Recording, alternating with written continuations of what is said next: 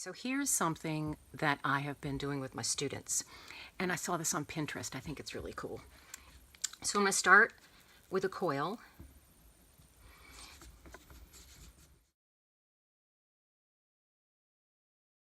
And then I'm going to pinch it up kind of flat. These are where the petals are going to be. Or this will represent the petals of the rose. All right, now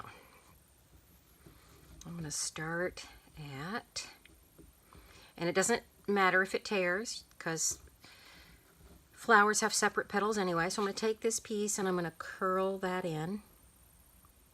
And I'm going to keep coming around. I'm going to fold that top edge out just a little and keep coming around.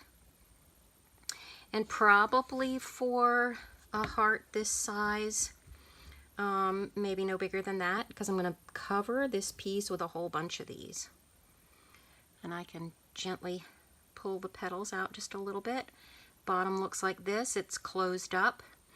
And then, of course, you can scratch to attach and fill your heart with the little roses.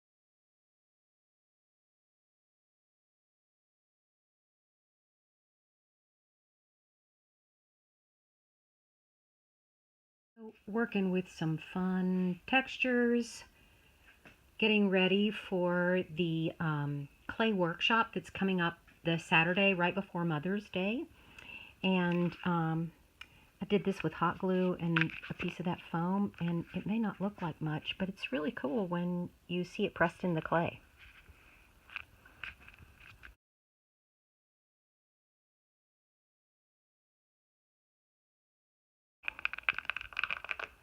Isn't that cool?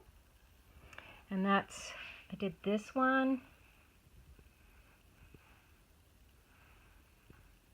And that one. I've got some other textures that I made.